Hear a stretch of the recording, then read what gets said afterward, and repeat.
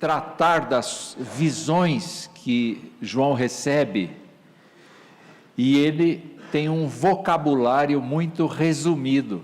Então ele faz naturalmente comparações com coisas que a gente vê no dia a dia.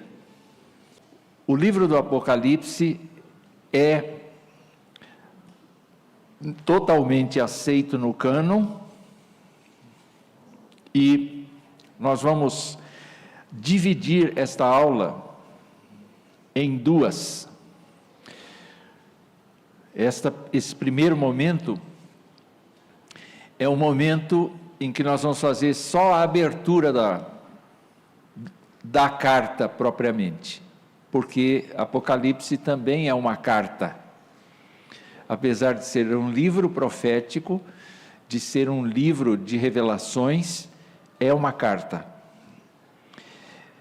E nós vamos estudar apenas uma pequena fração do Apocalipse hoje, ficando sob responsabilidade do reverendo Wellington terminar o livro de Apocalipse no próximo domingo. E vamos começar então trabalhando a questão da autoria. Quem afinal escreveu o Apocalipse? Vejam vocês que João se identifica como João. Abram lá a sua Bíblia no livro do Apocalipse, e vocês verão então que ele se identifica logo no comecinho, dizendo: revelação de Jesus Cristo, a qual Deus lhe deu para mostrar aos seus servos as coisas que em breve devem acontecer, e que ele, enviando o seu anjo, deu a conhecer ao seu servo João. Quem é o João? Bom, o autor se identifica aos leitores como João, e ele diz no primeiro versículo que ele é servo. Ele não se chama de apóstolo, ele não se chama, ele não tem as prerrogativas apostólicas. Nem no Evangelho, nem nas cartas, nós encontramos qualquer referência a ele como apóstolo. Então, este João é o João que se considera servo ou escravo de Jesus Cristo, e mais adiante, ele vai dizer,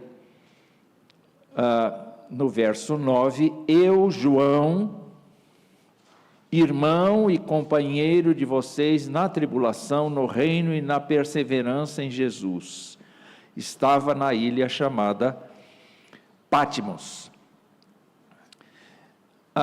Uma situação que a gente vê aqui é que o nome João era muito comum entre os judeus do século I. Então, os comentaristas se dividem em duas vertentes possíveis. A primeira vertente é a vertente, vamos dizer assim, histórico-crítica. É que Eusébio teria escrito a respeito de Papias, um autor antigo que falou de duas pessoas chamadas João, o apóstolo e o presbítero. Se vocês voltarem um pouquinho para trás, nas cartas de João, vejam, por exemplo, a segunda e a terceira cartas. É só voltar uma, duas páginas para trás. O que vocês vão encontrar no primeiro versículo de cada uma? O quê? O presbítero. O presbítero à senhora eleita. O presbítero ao amado Gaio. O presbítero, você pode entender o presbítero como o ancião, como uma pessoa experiente, como uma pessoa que viveu o Evangelho de maneira muito intensa, que tem muita experiência no Evangelho.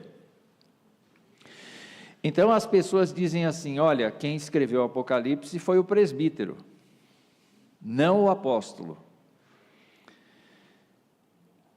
E por quê?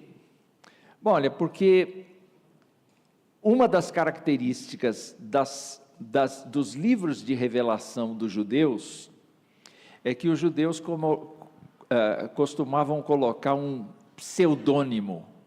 Eu vou usar o nome do fulano que foi célebre, porque assim o meu livro vende, entendeu?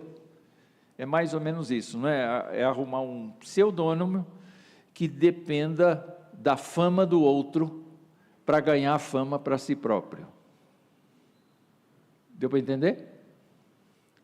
Então, diante disso, a Alta Crítica diz que, sendo um livro apocalíptico, existe a possibilidade do autor ser alguém que usou um pseudônimo de pessoa famosa no passado para ter maior respaldo. Uma terceira vertente que dizem a respeito disso, da Alta Crítica, é que o texto grego de Apocalipse é muito mais bruto do que o do Evangelho ou das cartas de João. Existem muitas faltas de concordância verbal no Apocalipse, existem muitas dificuldades linguísticas, o grego não é fluido no Apocalipse, dá a impressão que quem escreveu esta carta era uma pessoa que não dominava completamente o grego. Esse é o argumento que tem. No nosso caso aqui, nós temos que olhar o outro lado. E quando as pessoas dizem assim, não, Papias disse que havia dois João. E daí que havia 2 João?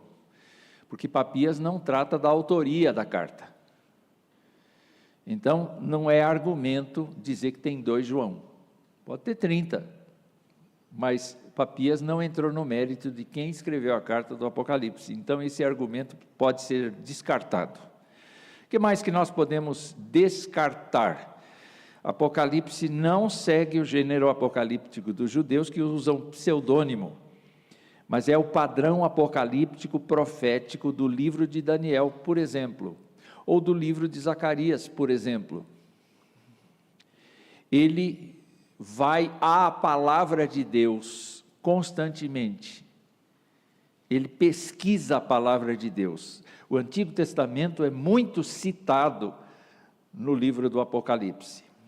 Então, a respeito do grego, onde é que o João que escreveu estava?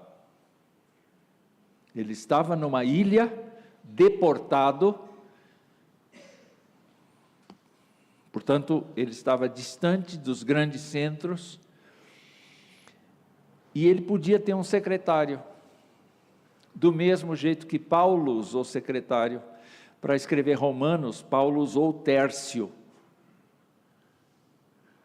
Para escrever Pedro, as cartas de Pedro, a primeira carta de Pedro, Pedro usou Silvano, ou também chamado Silas. Isso significa que eu tenho a visão, mas outro escreve.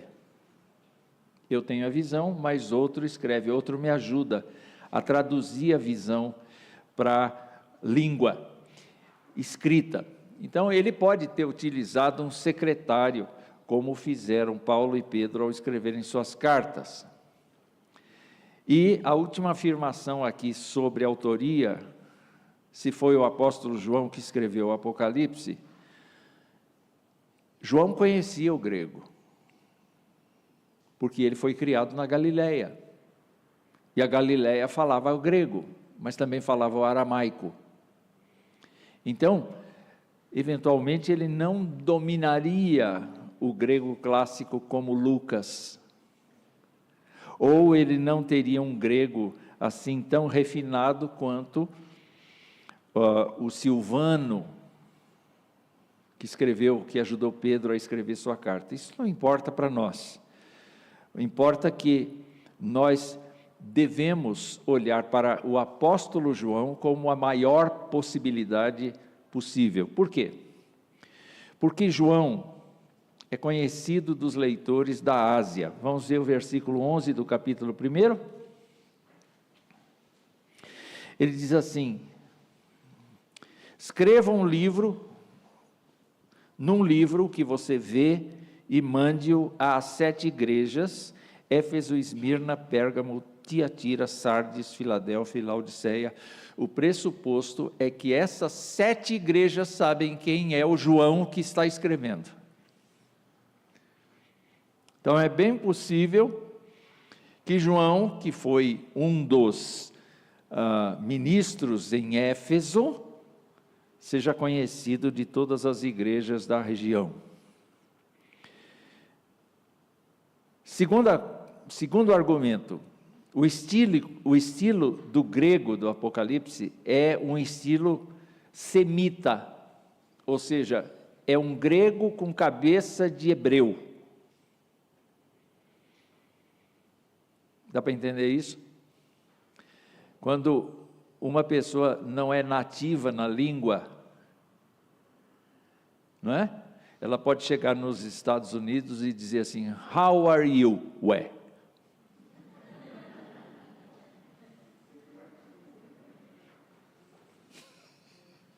Eles não vão entender, mas você vai entender, porque você leva o trejeito do seu país.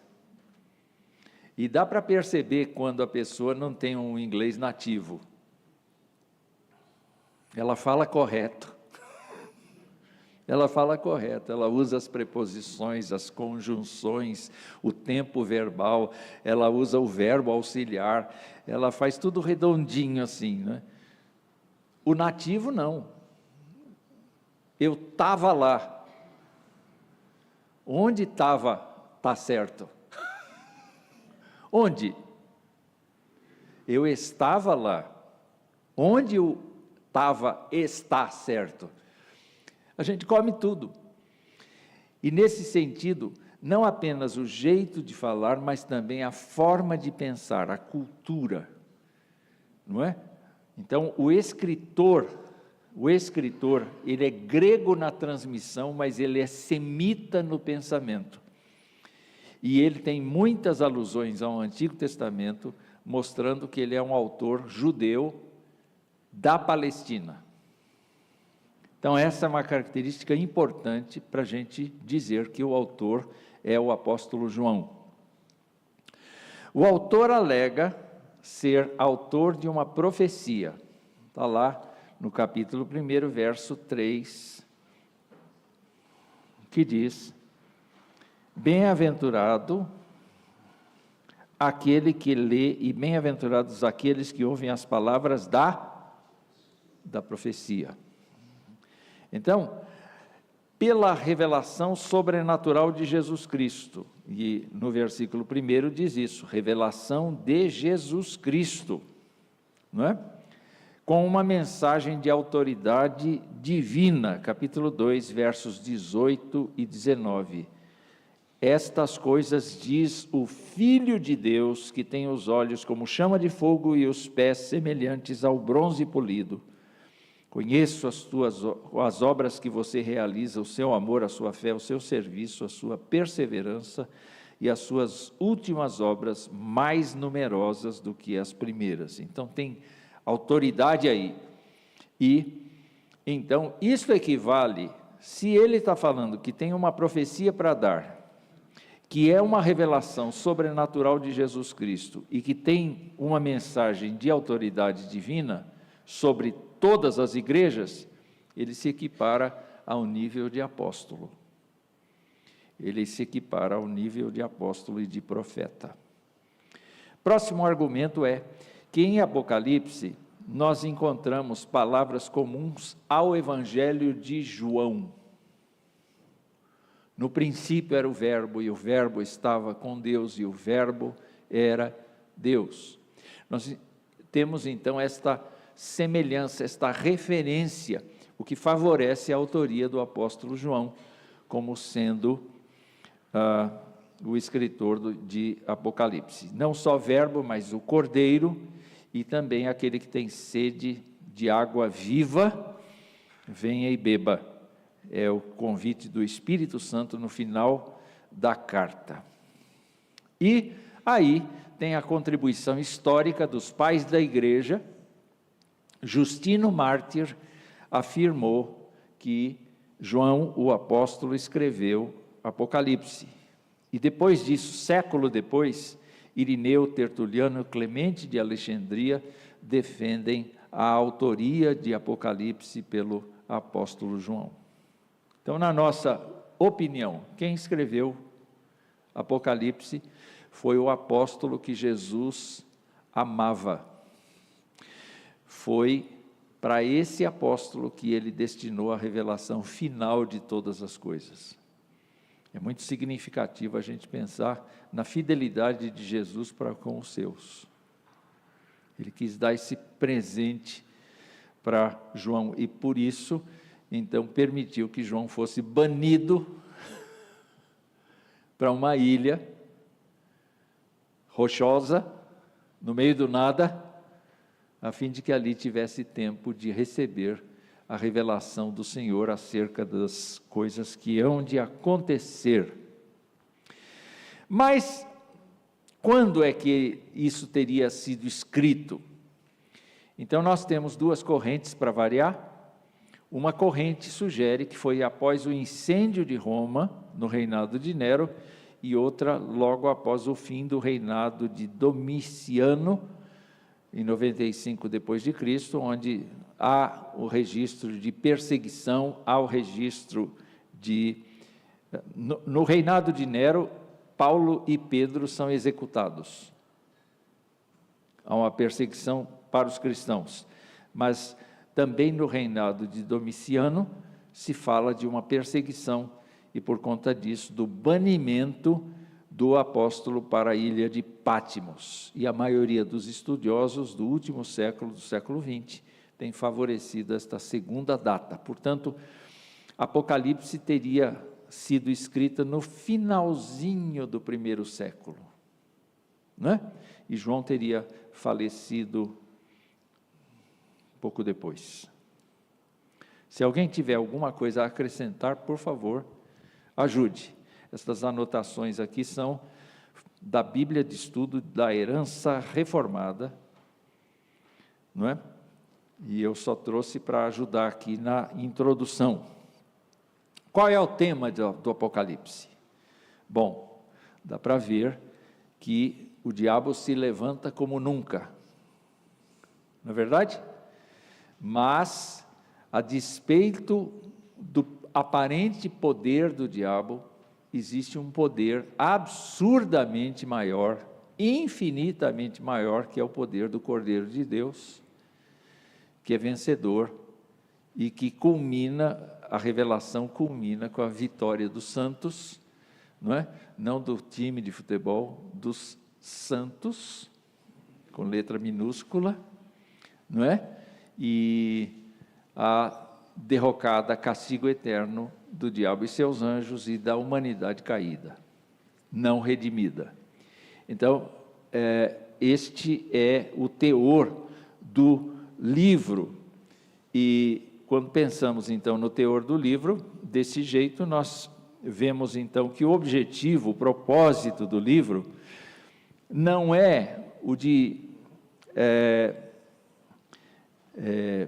não é o de fazer propaganda, é de dar segurança. É de dar segurança. Quando você lê o Apocalipse, você não deve ficar assustado com nada daquilo que você lê. Porque Jesus anunciou que ele enviaria os seus discípulos no meio de lobos. Ele diz assim: no mundo passais por aflições, mas tende bom ânimo. Eu venci o mundo. Eu venci o mundo. Está resolvido. Já está resolvido. Mas vocês vão ter que passar esse pedaço amargo até que eu venha. E parece que as forças da maldade estão informadas a respeito disso e vão recrudescer, vão endurecer. A nossa fé vai ser testada. Será que nós estamos preparados para isso? Porque hoje nós temos uma liberdade até que considerável aqui. Não tem a polícia aí na porta evitando que a gente entre, proibindo que a gente entre. Não tem pessoas dizendo assim, você continua crente em Cristo, então você vai para a cadeia. Não tem esse nível de pressão, mas a gente sofre uma pressão psicológica o tempo todo. Que a gente é sonhador, que a gente fica acreditando em lendas, em fábulas, que a gente fica aceitando coisas que são da mitologia, tudo quanto é argumento, vocês sabem que as pessoas usam, não é? E nós temos que olhar para elas e dizer, elas são o nosso campo de trabalho, porque elas são pessoas que necessitam da graça de Deus, assim como nós necessitamos. Elas precisam do perdão de Deus, elas estão perdidas, e elas não conseguem enxergar que estão perdidas. Então essa é a atitude madura do crente. Ai meu Deus, eu não vou falar não, porque senão vão me matar aqui, que eu sou crente. Não, não é assim não. Se matarem você, você vai para o céu mais rápido, só isso. Não é? Aquele instinto de preservação é que faz a gente tentar segurar as coisas. Mas aí que está, quando você lê o Apocalipse, você não deve olhar o Apocalipse com medo, mas dizer, como é que o nosso Senhor ganhou? Como é que o Senhor já venceu? Como é que o Senhor já assumiu a autoridade? E eu fico pensando assim, vai ter a multidão, né, na frente do Cordeiro, não vai? Vai ter? Eu fico imaginando isso, vai ter a multidão na frente do Cordeiro, ele vai andar no meio da multidão, a gente vai poder tocar nele, vai ser uma coisa assim muito interessante. Eu falei, onde é que eu vou estar nisso? Bom, considerando a graça de Deus, eu vou estar lá. Mas considerando o meu jeito de ser, eu devo ser um dos últimos da fila, talvez ali ia ser lá no finalzinho mesmo, lá longe, não é? Porque a gente vai tomar um susto, gente. A gente pensa que os pregadores são os mais espirituais, mas é Deus quem avalia, não é a gente não.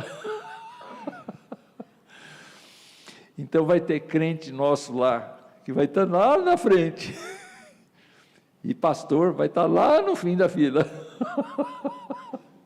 porque é Deus que avalia, a graça veio sobre nós estamos lá porque estamos na graça, e devemos tudo isso a Deus, mas eu fico pensando nisso, nossa, nem quero pensar, quando Paulo fala assim, que as nossas obras vão ser provadas pelo fogo, eu fico me imaginando com a cabeça saindo fumaça, porque não sobrou obra nenhuma, mas ele diz assim, todavia serão salvos, quem foi salvo, ainda que tenha fumaça na cabeça, porque não sobrou obra nenhuma, vai estar lá por causa da graça de Deus, mas não é por isso que a gente vai bagunçar o coreto, e deixar a coisa fluir, não é, sem a gente fazer alguma coisa. Muito bem, quando a gente olha para Apocalipse, a gente vê que o livro é simbólico. Dá para ler? Oh, que bom. Então, a gente vê que o livro é simbólico, e os comentaristas se dividem em pelo menos 4 grupos. Da coluna aqui do lado esquerdo é a preterista. Por que João escreveu o Apocalipse? Qual é o simbolismo do Apocalipse? Isso só se refere ao tempo dele. Isso não tem nada a ver com o resto da história, é só o tempo de João, no século I. Essa linha de interpretação diz que se tratam de eventos passados no Império Romano, com exceção talvez dos últimos capítulos que falam do futuro. Não vou parar muito nisso não, porque é só informação, você não vai nem lembrar disso aqui depois. A segunda interpretação é historicista e traça um mapa da história da igreja, e muita gente então olha para as cartas do Apocalipse como estágios da igreja no decorrer da história. Os dispensacionalistas, por exemplo, usam as cartas, as 7 cartas, para dizer, no primeiro período a igreja foi assim, no segundo a igreja foi como Esmirna, no terceiro foi como Tiatira, no quarto foi como Sardes, sei lá, e vai falando assim. Esse jeito de pensar não é um bom jeito de pensar se nós considerarmos que em todo tempo nós tivemos a situação das 7 igrejas encaixadas no mesmo período histórico. Então não funciona como uma sequência. Desde a primeira vinda de Cristo até a sua volta, então os desafios à igreja verdadeira vindos do papado e do Islã. A reforma protestante, por exemplo, e a confissão de fé dizem que o anticristo é o Papa.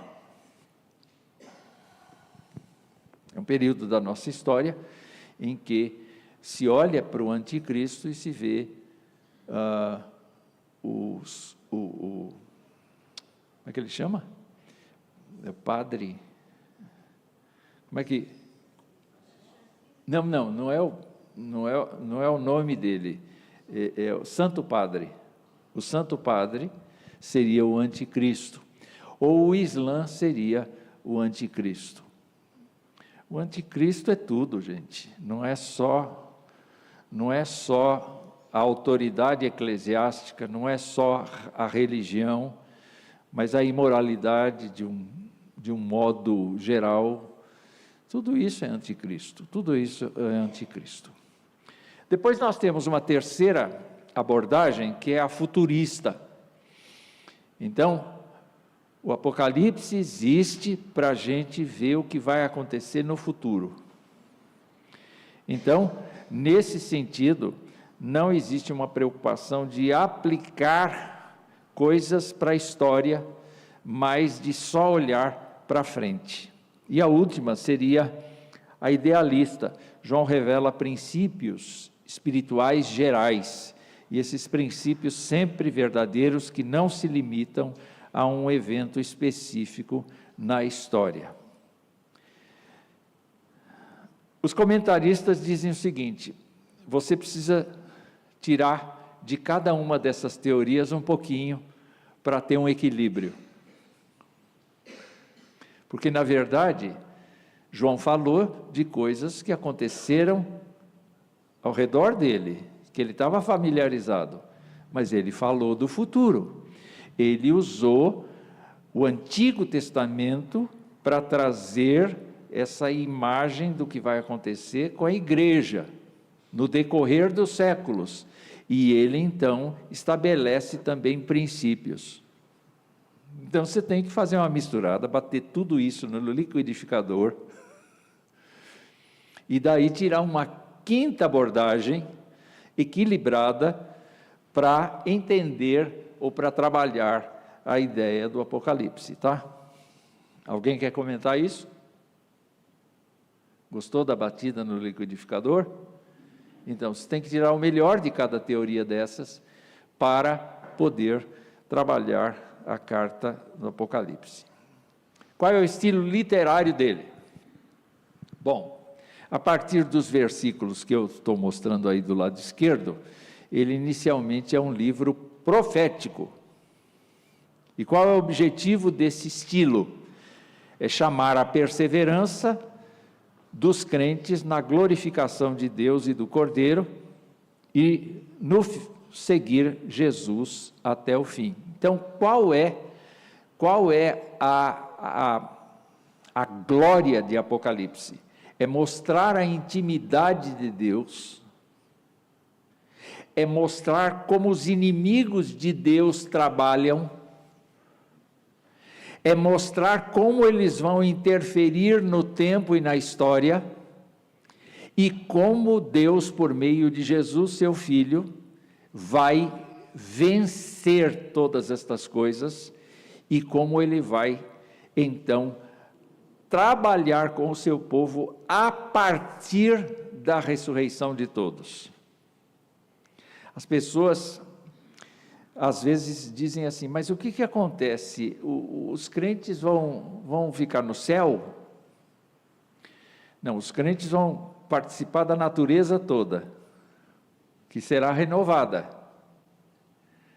O pecado é tirado, a maldição da terra é tirada. Não há necessidade de aumentar a população, portanto, não haverá atividade de procriação. A terra será interligada, não haverá oceanos, haverá rios. Vai ser tudo diferente. As estações do ano provavelmente serão bem marcadas. Não haverá, queridos irmãos, nenhuma situação semelhante a esta que nós vivemos hoje, porque nós vivemos sob a maldição do pecado. Estamos na graça, mas vivemos sob a maldição do pecado na terra. A terra está prejudicada. A criação geme, aguardando a redenção dos filhos de Deus. Então é tudo novo. É tudo novo. Mas o que é mais fantástico, vamos dizer assim, é o fato de que a presença de Deus vai ser percebida, vai ser visível. A sensibilidade, o conhecimento, as práticas de vida serão totalmente, plenamente diferentes do que nós temos hoje. E eu não saberia descrever isso. Por que ele tem um estilo literário apocalíptico? Porque ele tem revelações semelhantes às do livro de Daniel, por exemplo. Mas o que a gente percebe nesse estilo apocalíptico é que há uma interação de Deus com as nações. Deus vai lidar diretamente com todas as nações, não apenas fazendo o seu reino invisível hoje. Hoje o seu reino é invisível. Jesus disse, o meu reino não é deste mundo. Porque o reino de Deus está nas pessoas. Mas ele regerá diretamente com vara de ferro sobre tudo. Então será um reinado visível, em contraste com a terra desolada que nós vimos na profecia de Miqueias. Então, o que nós enxergamos no Apocalipse, o estilo literário apocalíptico diz que o mundo celestial, com suas atividades e mensagens, é mostrado para a igreja. Quer dizer, uma pessoa não crente pega o livro do Apocalipse e ela não consegue imaginar Deus rodeado de anjos, de criaturas celestiais, de criaturas assim que as pessoas dizem, são criaturas mitológicas. Não é?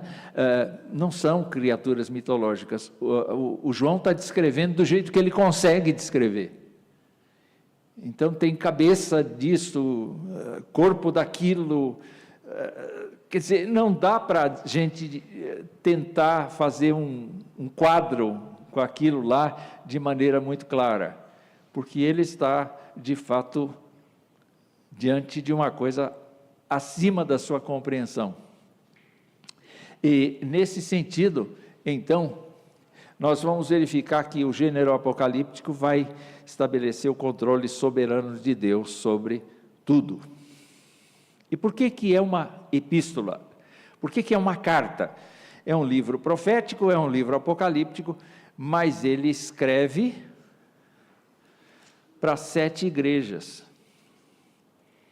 Toda esta coisa é escrita para 7 igrejas. Todo o Apocalipse é escrito para 7 igrejas. Tem cartas específicas para elas, mas a partir daí tem toda a revelação que vem depois. Diga. Espera um pouquinho. De Jundiaí para o mundo. Ô, pastor, eu diante da sua fala eu queria entender. O Apocalipse é uma carta que foi escrita para as 7 igrejas, ou seja, as 7 igrejas receberam mensagem uma da outra, é isso? As 7 igrejas receberam mensagens específicas e todas receberam o restante da revelação. Ah, tá, entendi. Né? Agora, essas 7 igrejas, naturalmente, o número 7 é simbólico em Apocalipse, né? 7, 12, né? O 7 significa completude. No mundo, o que é o 7? Não é adultério. O que é o 7? Não, para os crentes é o número da perfeição. E para o mundo? 7 é o número da mentira. Então, vocês foram revelados agora.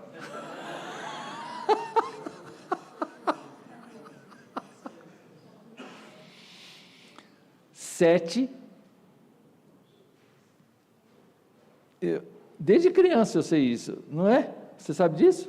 Não? Você foi criado em outra cidade?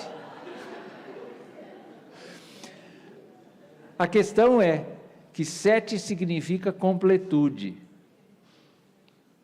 Se você disser assim, por favor, encha a garrafa de água, aquela garrafa que vai na geladeira para você ter água gelada, se bem que tem gente que tem bebedouro em casa com água gelada, mas naquele tempo que a gente tinha água gelada na geladeira, encha a garrafa de água, até o 7, significa o quê? Quase caindo para fora, porque está absolutamente cheia. O número 7 significa plenitude. Então, é por isso que o número de homem é 6.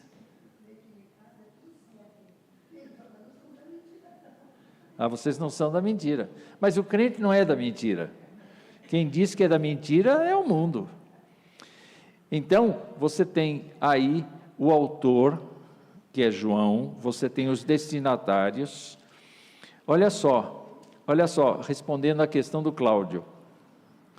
O versículo de número 4, do capítulo 1, diz assim: João, às 7 igrejas que estão na província da Ásia, que a graça e a paz estejam com vocês, da parte daquele que é, que era e que há de vir, da parte dos 7 espíritos que estão diante do seu trono, da parte de Jesus Cristo, a fiel testemunha, o primogênito dos mortos e o soberano dos reis da terra. E aí, no versículo 9, ele diz: Eu, João, irmão e companheiro de vocês da tribulação, no reino da perseverança, e Jesus estava na ilha de Patmos por causa da palavra de Deus e do testemunho. Achei-me no Espírito no dia do Senhor e ouvi atrás de mim uma voz forte, como de trombeta, dizendo: escreve num livro o que você vê e mande-o às 7 igrejas. Com isso, com a ideia do 7, a gente quer entender o quê? Que esta profecia se aplica especificamente a esse primeiro público-alvo, que são as 7 igrejas da Ásia, e depois disso a toda a igreja evangélica, toda a igreja de Cristo. Toda a igreja de Cristo, em todo o tempo. E quem acrescentar alguma coisa nessa profecia,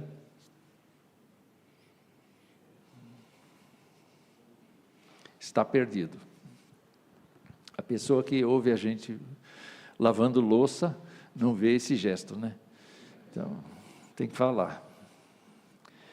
Bom, qual é a contribuição de Apocalipse para a revelação redentora? São 4 enfoques fundamentais que existem em Apocalipse.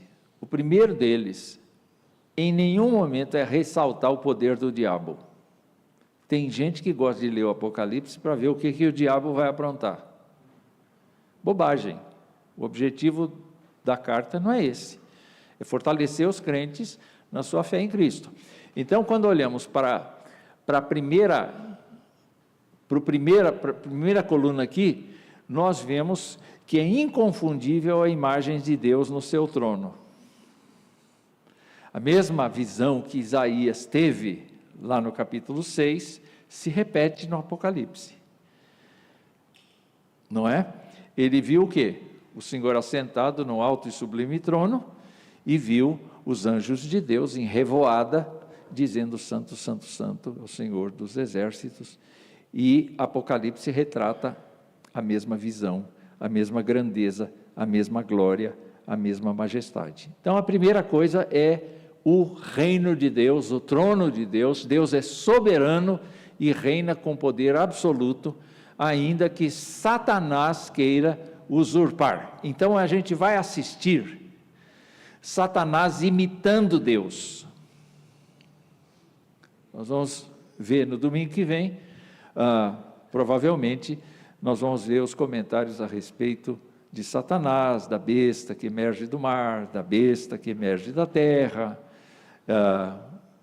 e uma porção de imitações do que Deus está fazendo. Vamos ver isso, vamos identificar, e com isso a gente vai ter mecanismos para reconhecer os tempos, né? Ainda que Satanás queira usurpar, mas a igreja sairá vencedora, porque está no reino, está debaixo do trono de Deus, ainda que sofra. Personagem central do livro é Cristo, apresentado como o Cordeiro, e nós vemos a glorificação de Cristo, especialmente quando ele abre os selos, no capítulo 5, porque João estava assistindo essa cerimônia do livro, e ele diz no capítulo 5, vi na mão direita daquele que estava sentado no trono, um livro em forma de rolo, escrito por dentro e por fora e selado com 7 selos. Vi também um anjo forte que proclamava com voz forte: quem é digno de quebrar os selos e abrir o livro? Ora, nem no céu, nem sobre a terra, nem debaixo da terra, ninguém podia abrir o livro, nem mesmo olhar para ele. E eu chorava muito, porque ninguém foi achado digno de abrir o livro, nem mesmo de olhar para ele. Então um dos anciãos me disse: não chore, eis que o leão da tribo de Judá, a raiz de Davi, venceu para quebrar os 7 selos e abrir o livro. Esse é o nosso Cristo. Esse é o nosso Senhor. Nada o detém. Ele está empoderado absolutamente. Toda a autoridade me foi dada nos céus e na terra. Então, Jesus Cristo é central no livro como mediador da salvação, do juízo de Deus, e celebrado por sua vitória, poder e glória. E o livro também nos mostra, por meio das cartas pessoais às igrejas, que o objetivo da igreja é proclamar a glória de Deus. Deus chama a igreja para servir e sofrer como testemunha profética de Cristo no mundo. A nossa função no mundo, gente, não é fazer caridade. A nossa função no mundo não é viver de um modo fechado no mosteiro, dentro de 4 paredes.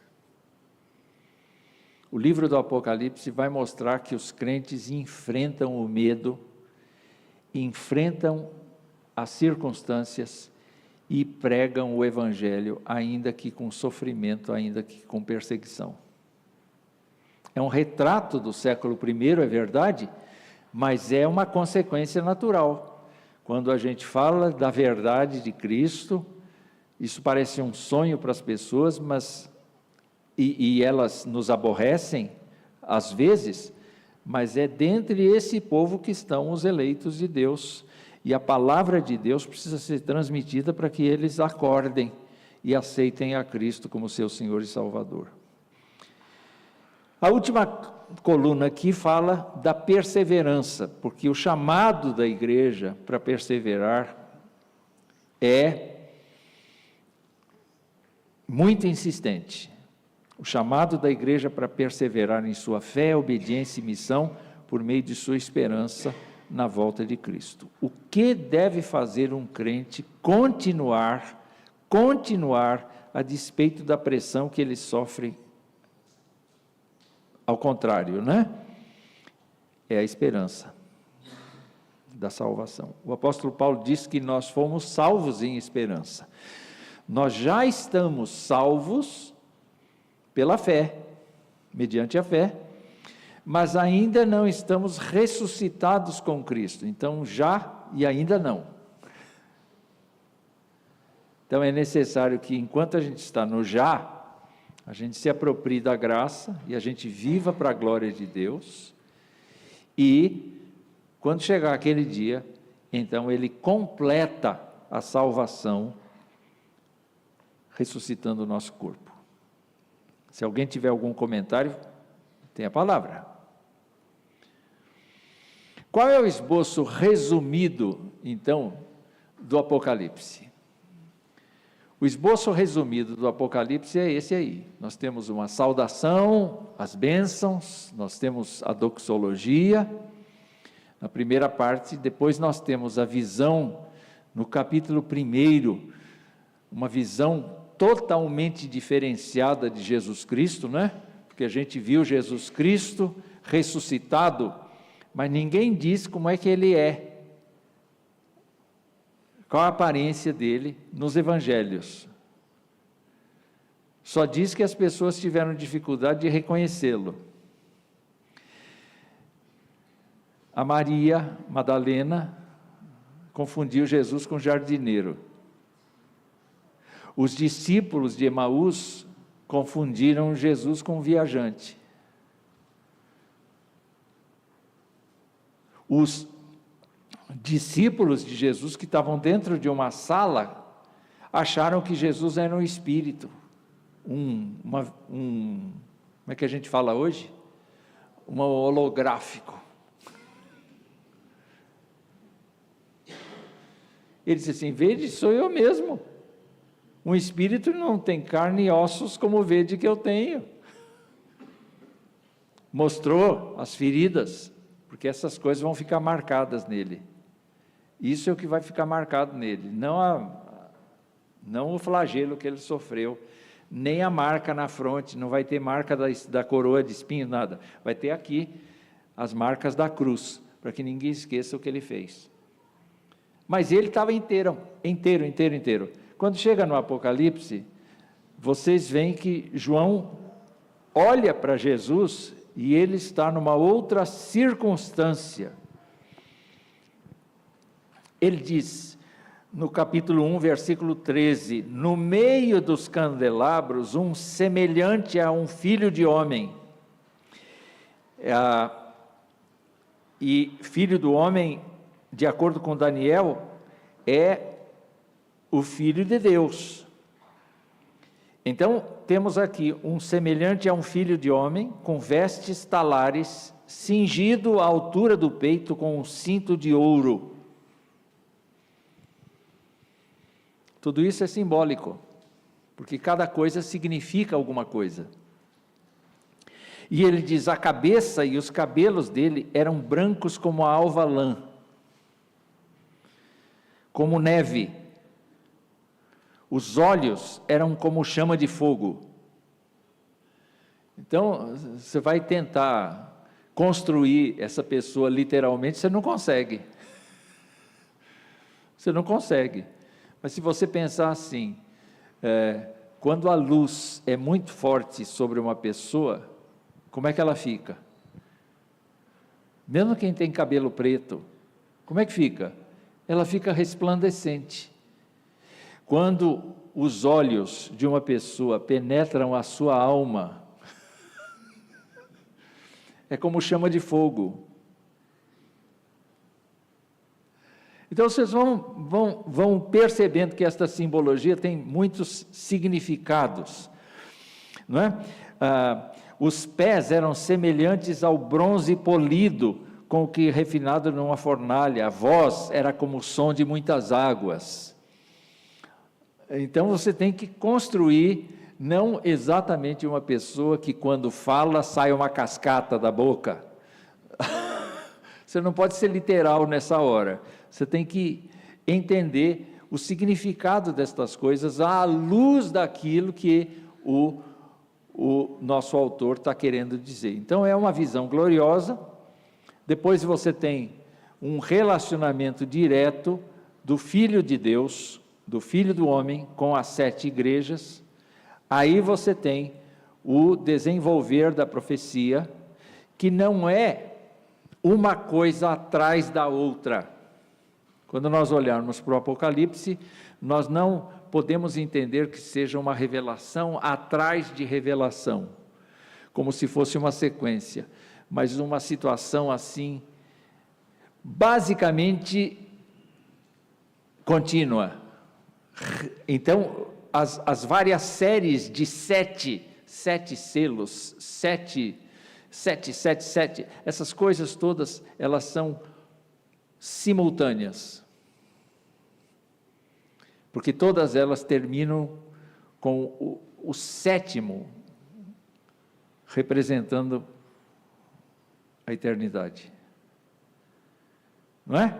Então vocês vão olhar no domingo que vem, vão brigar com o reverendo Wellington sobre isso. Eu estou livre dessa, pela misericórdia de Deus. Então você tem as 7 trombetas, você tem os 7 selos, você tem a guerra com o dragão, você tem as 7 taças da ira, você tem a queda da meretriz Babilônia e você tem a vitória da noiva. Então basicamente este esboço resumido traduz um pouco do que seja essa história que envolve todos esses eventos de maneira concomitante. Então, o que temos? Vamos lá. Do 1º ao 3º versículo do capítulo 1, nós temos ênfase na autoridade divina da mensagem, que vem de Deus e de Cristo, a infalibilidade dessa mensagem e a sua relevância.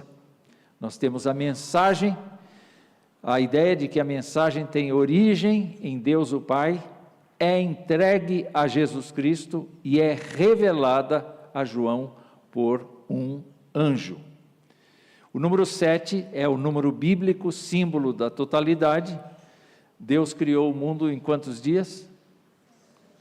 Em 6 ou 7? Ele criou em 6 e descansou no 7º. Qual é o total? 7. O 7. Então, a escolha das 7 igrejas expressa esse tema e aponta para a relevância maior que a mensagem possui para toda a igreja. E, nos versículos 5 a 8, João louva a Deus de um modo semelhante ao início da maioria das cartas paulinas. Os temas da soberania de Deus, redenção, segunda vinda de Cristo aparecem ao longo do Apocalipse. De 9 a 11, você tem uma identificação de João, da sua situação. Ele está representando toda a igreja, e ele, então, prepara o caminho para a primeira visão principal, que vai acontecer a partir do verso 12. E no verso 12, em diante, até o final do capítulo, do primeiro capítulo, nós temos Cristo aparece em extraordinária glória. Cristo é semelhante a filho de homem, e isso se reporta a Daniel. As figuras dos versos 12 a 16 lembram o Antigo Testamento, tanto de Daniel quanto Ezequiel, mas incluem também semelhanças mais remotas de muitas aparições de Deus no Antigo Testamento. O autor conhecia o Antigo Testamento bastante, e as profecias relacionadas com Cristo. Em seguida, nós temos a visão mostrando Cristo como juiz e governante, não só sobre as igrejas, mas também sobre todo o universo. E nós encontramos, então, a sua divindade, autoridade e triunfo sobre a morte, garantindo a vitória final. Então, basicamente, este é o conteúdo desta unidade aqui do glorioso Filho do Homem. Aí nós chegamos nas 7 igrejas. E quando nós chegamos nas 7 igrejas, então, a Bíblia de Estudo de Genebra nos ajuda com este quadro aqui, que eu acho muito interessante, não é? Dá para a gente visualizar bem rápido que existe uma igreja para falar, endereçada, uma mensagem endereçada a uma igreja. Você tem um elogio, você tem uma crítica, você tem uma instrução e você tem uma promessa. Basicamente, este é o ritmo das cartas às igrejas. Vamos falar de Éfeso. Éfeso é uma igreja que rejeita o mal, é uma igreja que persevera, é uma igreja que é paciente. Mas a crítica para ela é que ela se tornou uma igreja mecânica. Ela perdeu o seu fervor inicial.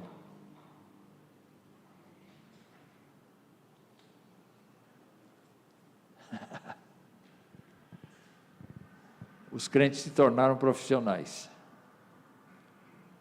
Não são devocionais agora, são profissionais. Amam, cuidam da doutrina, são zelosos, são contribuintes, frequentam os trabalhos, mas a sua vida, aquela paixão por Cristo desapareceu. Aquele amor por Cristo ficou em segundo plano. Então, qual é o remédio? Volte ao seu primeiro amor, faça as obras que você fez no início. Então, a oração com fervor, a leitura bíblica, o amor fraternal com os crentes, a luta pelo Evangelho, tudo isso num ardor renovado. Você precisa voltar ao que você já foi um dia, e eu vou te dar a árvore da vida. Aquela do Jardim do Éden. Aquela do começo da história, que Deus disse, vamos pôr o casal para fora do jardim, porque senão eles vão continuar comendo da árvore da vida e vão viver muito. Então, fora. Mas para os crentes que voltam ao primeiro amor, a árvore da vida. Depois você tem Esmirna. E Esmirna, eu quase não vejo igreja presbiteriana Esmirna. Eu vejo muita igreja presbiteriana Filadélfia, mas igreja presbiteriana Esmirna eu não vejo. Mas ela é diferenciada, porque você tem suportado o sofrimento graciosamente, você tem lutado, você tem perseverado, apesar de ser tão oprimida, apesar de ser tão maltratada, você tem suportado bem o sofrimento, e eu não tenho crítica a você. Não é bacana? Qual a crítica que Deus faz para a nossa igreja aqui? Sei lá, não. Ué. Hoje a palavra ué ficou no dia, né? Mas para essa igreja não teve crítica. Porque eles estavam vivendo de acordo com a palavra de Deus, eles estavam com o primeiro amor, eles estavam queimando pneu de vitalidade, eles estavam assim agitados, espiritualmente bem equilibrados, eles estavam fortalecidos. E o que o Senhor disse para eles? Seja fiel até a morte, e eu te darei a coroa da vida. Tem um negocinho ali, um pontinho aqui, na televisão ali. Então, ser fiel até a morte, e eu vou te dar a coroa da vida. Então a gente pode pegar essa lição para a gente. A perseverança faz com que a gente efetivamente receba a coroa da vida. Depois você tem a terceira igreja, que é Pérgamo. Você mantém a fé em Cristo. Só que você convive com a imoralidade sem questionar. Você convive com a idolatria, você convive com as heresias sem questionar.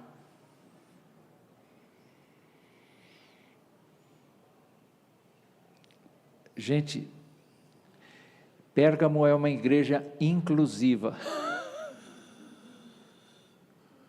Venha do jeito que você está e não precisa mudar. Cristo vai te trazer felicidade.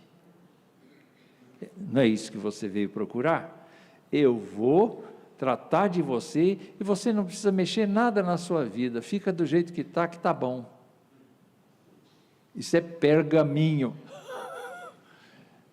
É o caminho de Pérgamo. Olha, até celebraram aqui. Veio o apitinho aqui do ar-condicionado. Você tolera.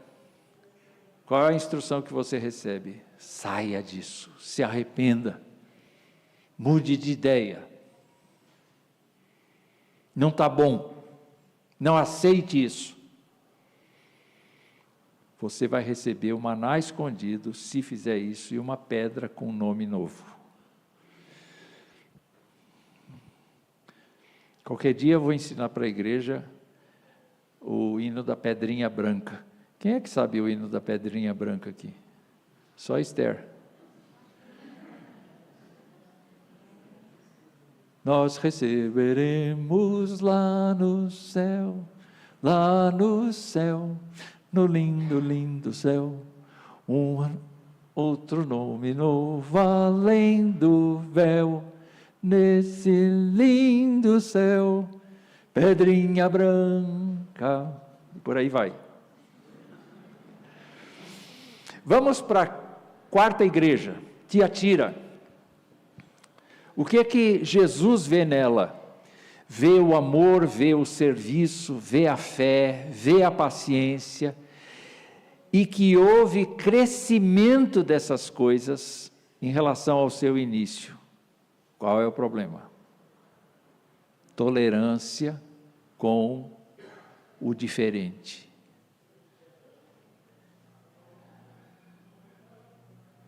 Esse é o problema.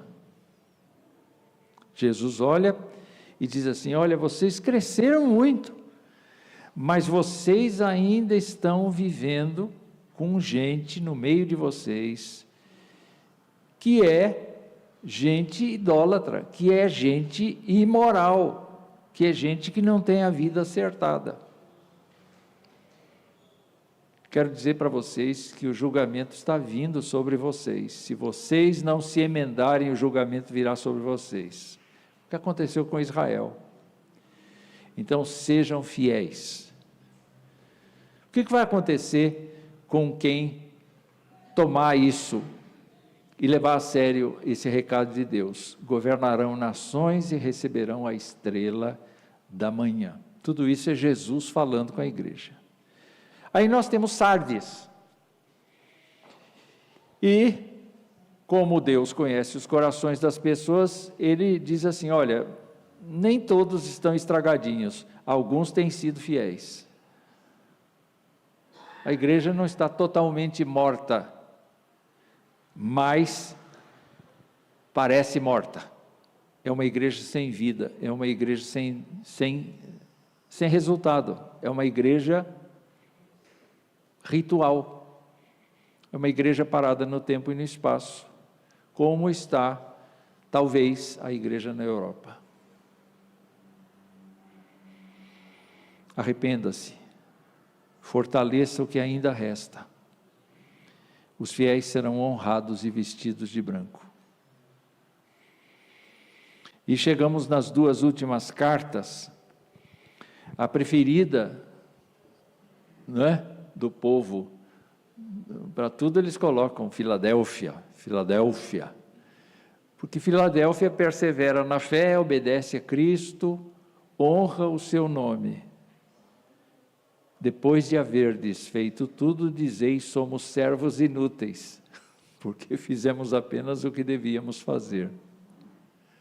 Mas olhando aqui, qual é a crítica que tem para Filadélfia? Nenhuma.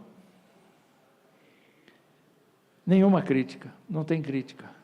Vocês são uma igreja fraca, vocês são uma igreja lutadora, vocês são uma igreja que convive com grande sofrimento, mas sejam fiéis, continuem fiéis.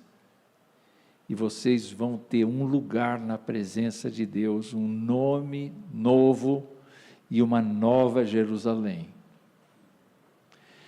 E nós chegamos na igreja que eu acho que é mais triste de todas elas. Se Sardes é muito triste, alguns têm sido fiéis, mas é uma igreja morta, não tem nenhum elogio para Laodiceia, nada. Deus olha para aquela igreja e não vê: esse povo honra-me com os lábios, mas o seu coração está longe de mim. Há esperança? Você não é quente nem frio, você é morno, e eu estou a ponto de vomitar você da minha boca. Tem jeito para uma igreja assim? Tem jeito para uma igreja assim? Ele diz: sejam zelosos e se arrependam. A misericórdia do Senhor é mostrada para Laodiceia de uma maneira muito intensa aqui. E o que vocês vão ganhar se vocês se arrependerem? Vocês compartilharão do trono de Cristo.